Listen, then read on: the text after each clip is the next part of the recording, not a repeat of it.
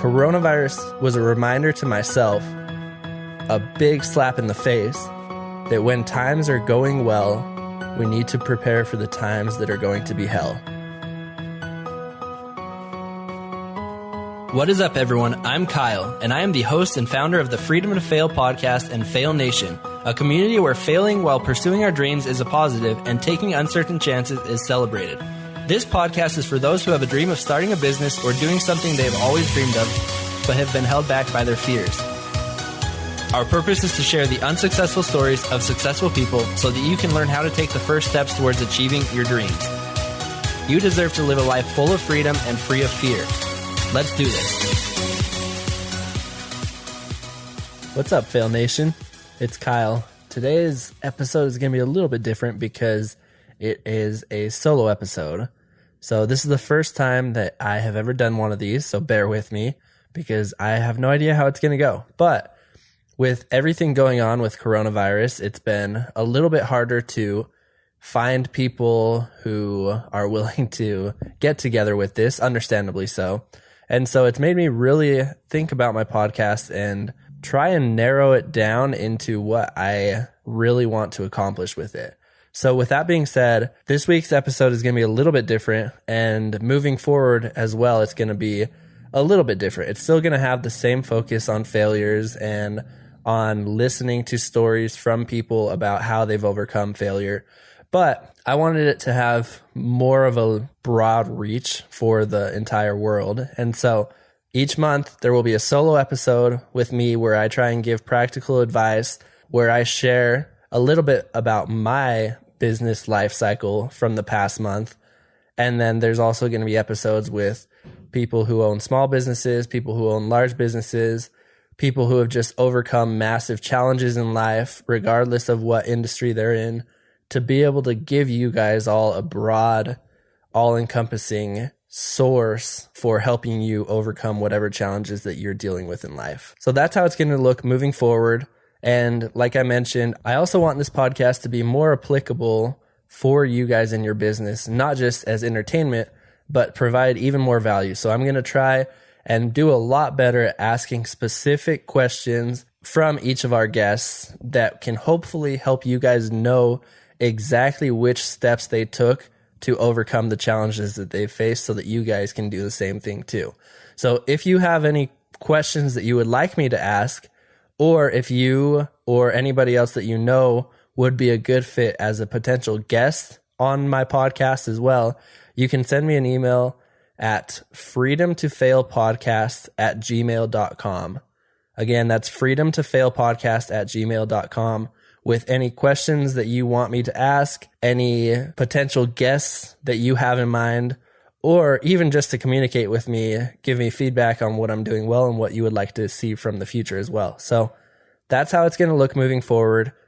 Now, I'm going to also take a little bit of time today to talk about something that's really been on my mind lately, and that is coronavirus. So I'm sure you've heard everything that you could ever have wanted to hear about coronavirus. But I don't want to talk about the virus itself. Rather, I want to talk about how that's affected me and how that has really changed the way that I do business and the way that I think about life in general. It really helped me get back to my roots and realize a lot of the things that I've been doing wrong in my life, especially in the past months. Because I thought I was doing well, but then, boom, I got hit hard with my business from coronavirus. And so we've been trying to recover from that. And it's made me realize that I was doing things really, really bad. So one thing that coronavirus has taught me or shown me and reminded me is the fact that we all have to be in charge of our own destiny. Yes, coronavirus happened. Yes, that was something that was completely out of our control. We can't control sicknesses. But what it taught me is that so many people, myself 125 million% included, were not prepared for anything like this. I, just speaking for myself, lived life thinking that everything was going to be good forever. So I didn't prepare for worst case scenario like this. I didn't have enough money in the bank saved up that I should have personally. I didn't have enough money saved up in the bank that I should have professionally for my own business. So when coronavirus hit, man, it wiped me out so much. When this virus hit, it made me realize that I was living paycheck to paycheck in the worst sense of the term, because I was just like, well, everything's going to be good. I was planning what I was doing in the present based on potential future earnings, and that made things absolutely horrible. When Corona hit, there were literally 3 weeks immediately afterwards that I had like zero work. We did 2 jobs in 3 weeks. That's a couple $100s in revenue in 3 weeks' time. How are we supposed to live on that? How are we supposed to keep a business going? It's impossible. That was a big wake-up call for me. An interesting thing that I just learned while doing research for this is that 78% of people, according to careerbuilder.com, 78% of Americans are living paycheck to paycheck. And what's crazy to me is that when we think of people living paycheck to paycheck, we think of people who are poor. But this is where it gets really interesting. 33% of people who make between $50,000 and $100,000 a year are living paycheck to paycheck. That's above the median income of the US. I believe it's like $48,000 a year. Correct me if I'm wrong. The people who are making more than that, still a third of them are living paycheck to paycheck. And now for the even crazier part, 1 in 4 families who make more than $150,000 a year are living paycheck to paycheck. 25% of the people who we would consider wealthy could not live more than 2 weeks if everything went away. That's scary. And as the reality hits from coronavirus, we can see that.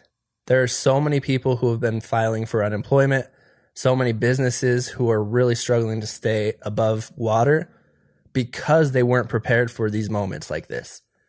Coronavirus was a reminder to myself, a big slap in the face, that when times are going well, we need to prepare for the times that are going to be hell. It's been about a month now since everything's happened. And like I mentioned, the first 3 weeks, we did 2 jobs in 3 weeks. 2 jobs. I was just sitting there. I had the victim mentality. And I was like, why is the government not giving me my stimulus check? Why is the government not doing this? Why aren't people having me come out? Like, this isn't even that bad. It's not even that scary. And I was just playing the victim role to perfection, thinking that everyone else needed to do things for me. And then I read a book called The 12-Week Year. And if you haven't already, I highly, highly recommend it, because it's about how to be more productive, how to get more things done in 12 weeks than most people get done in a year. That's the tagline of it. And I read it because I wanted to be more productive. I didn't realize that it wasn't just a productivity book. It was a book that really addressed the fallacies in the way that I was thinking. For example, in it, it talks a lot about accountability. And we hear that word a ton. For myself, it's one of the biggest things that I have tried to pride myself on. But in the past couple of weeks, I've realized that, wow, I suck at this. And I've been absolutely horrible at this lately. But there's one thing that I wanted to read in this book that really smacked me back into reality and helped me realize that I can't wait for anybody else. It says, all of us have a tendency to look outside of ourselves for things to change and improve. We are waiting for the economy to pick up, for the housing market to turn around, or for our company to come up with a new product, more competitive pricing, or better advertising. It's easy to become a victim to outside circumstances, spending time and energy hoping and imagining what our lives would be like if the world around us were different, believing that these are the keys to improving our results. The truth is, you don't control any of these things. The only things you control are your thinking and your actions, but those are enough if you are willing to own them. I don't know about you, but that was a smack in the face when I read it, because I realized I was just sitting at home waiting for the phone to call, waiting for people to reach out to me. That didn't happen because everyone else is scared as well. So what happened? I had to sit there and I had to make a choice. Am I going to keep doing things the way that I'm doing right now and potentially be out of business before the end of the month? Or am I going to completely change and do hard things and find results? Another quote from it, it says, "The important actions are often the uncomfortable ones."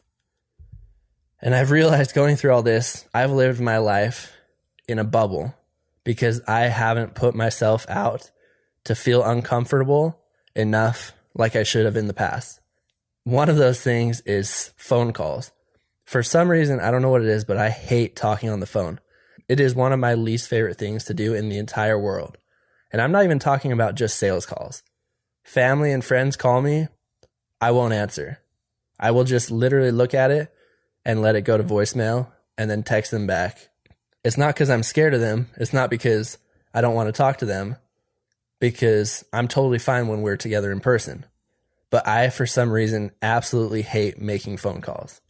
And so with my company, one of the big things that we have is we have a huge list of past customers that is just money waiting to be made if we have people calling through to set up appointments.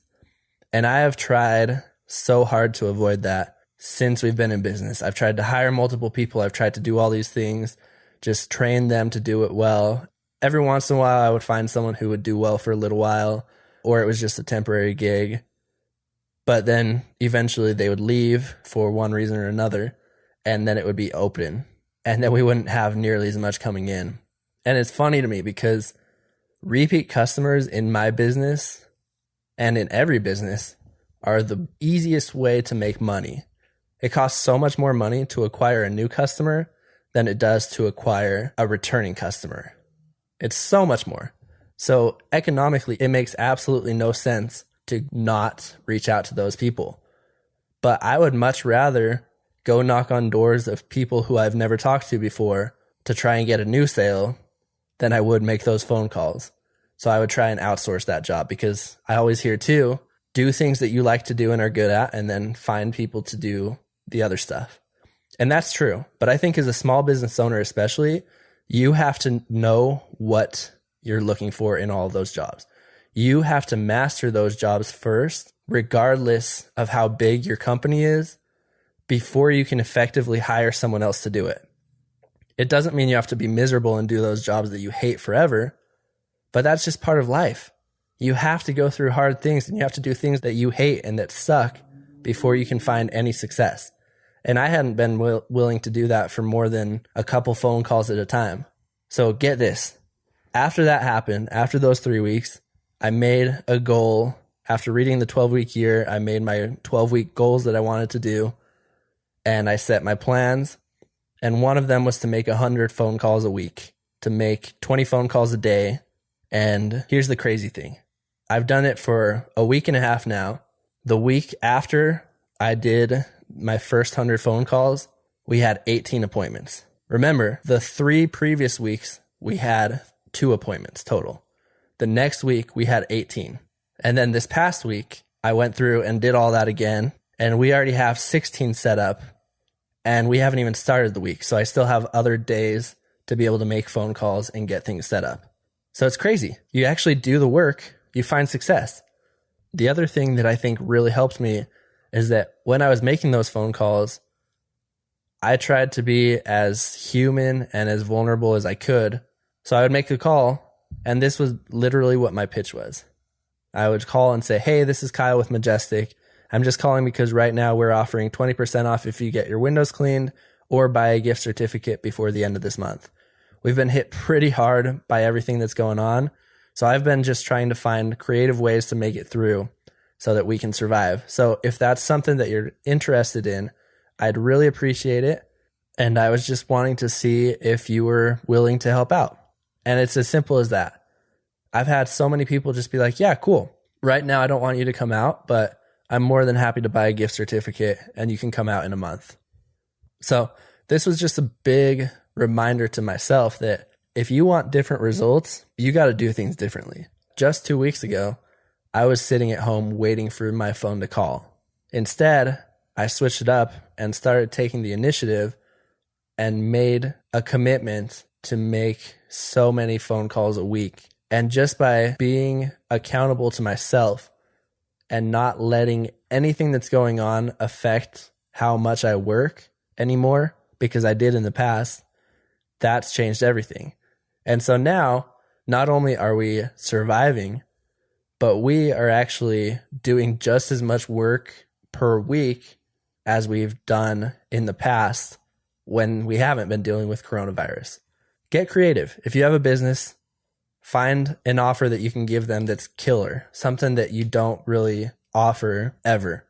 Don't take advantage of their humanity. Don't come up with a false sob story or whatever, but just be like, look, this is what's happening to me. I could really use your support, and this is what I will give you in exchange. You can't just sit on the street and ask for money. You have to give them a reason to be able to act as well. That was one of the lessons that I learned as well. And it reminded me of one of my favorite quotes of all time. I believe it was by a man named Spencer Kimball. And he said, any excuse, no matter how valid, always weakens the character. My character was down in the dumps a couple weeks ago because I was using excuse after excuse after excuse. I was saying, oh, the government this, oh, the economy that, nobody's going to answer their phones. Even after I started making those calls, I was still having the excuse. I'm not going to say that I have gone from hating phone calls to now loving it.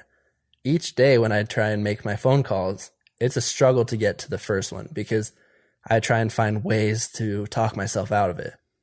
So it's hard. But then I realized that when that happens, I'm only screwing myself over. It doesn't matter to anybody else. What I do or what I don't do doesn't really affect anybody else. It's only hurting my life.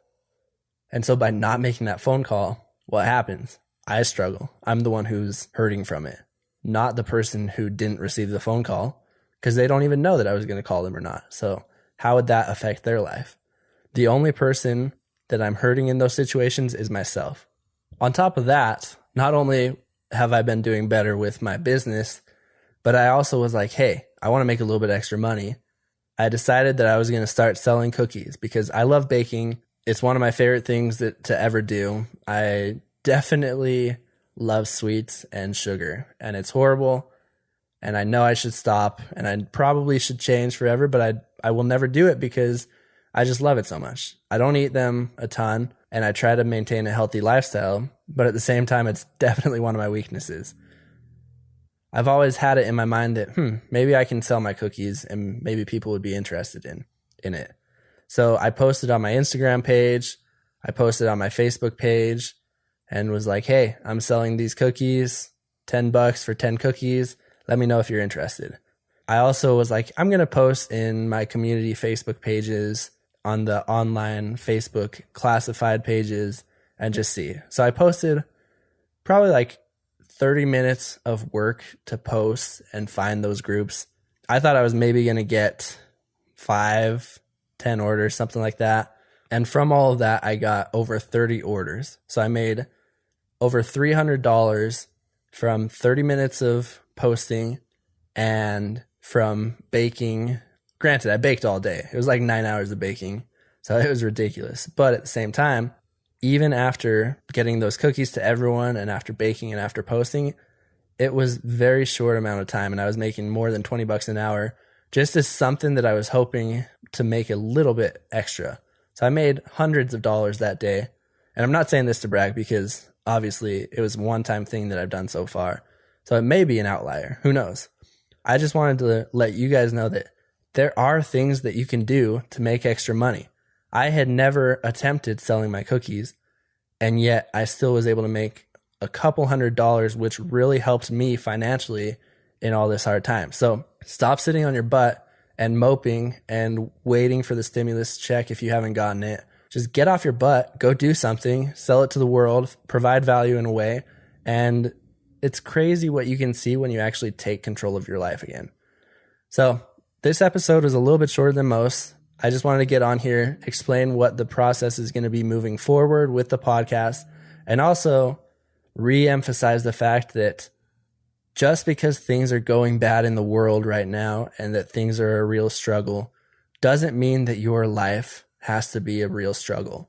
You can find fulfillment in your life by giving it your all with everything.